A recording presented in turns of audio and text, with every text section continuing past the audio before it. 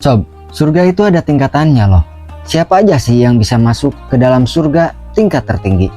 Yuk kita simak 7 tingkatan surga dan siapa aja yang bisa jadi penghuninya. Semoga kita semua masuk ke dalam surga ya sob. Sebelum kita lanjut, yuk sama-sama bangun channel ini dengan cara like, share, komen, dan pastinya subscribe sob. Tanpa banyak drama, mari kita langsung masuk ke dalam pembahasannya.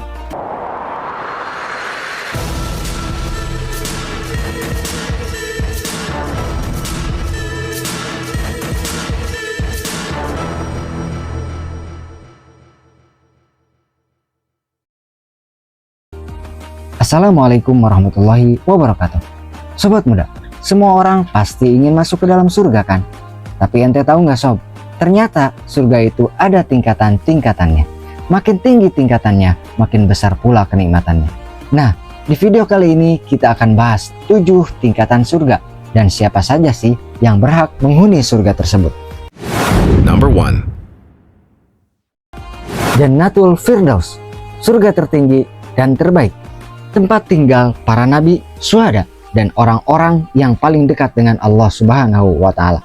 Allah Subhanahu wa Ta'ala berfirman di dalam Al-Quran, sesungguhnya orang-orang yang beriman dan mengerjakan amal soleh, bagi mereka adalah surga Firdaus menjadi tempat tinggal mereka. Quran Surah Al-Kahfi ayat 107. Number 2. Jannatul Ma'wa, tempat tinggal bagi orang-orang yang bertakwa dan mati syahid. Allah SWT berfirman di dalam Al-Quran, yaitu di sisi Allah tempat kembali mereka, orang-orang yang bertakwa, yaitu Jannatul Ma'wa. Quran Surah An-Najm ayat 15. Number 3. Jannatun Naim, surga penuh kenikmatan bagi orang-orang yang beriman dan beramal soleh. Allah SWT berfirman di dalam Al-Quran, sesungguhnya orang-orang yang beriman dan mengerjakan amal-amal soleh, bagi mereka adalah surga kenikmatan Jannatun Naim. Quran Surah Luqman ayat 8. Number 4.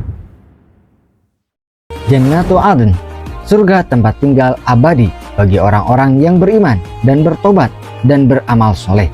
Allah SWT berfirman di dalam Al-Quran, surga Aden yang mereka masuk ke dalamnya bersama-sama dengan orang-orang yang soleh dari bapak-bapaknya, istri-istrinya, dan anak cucunya.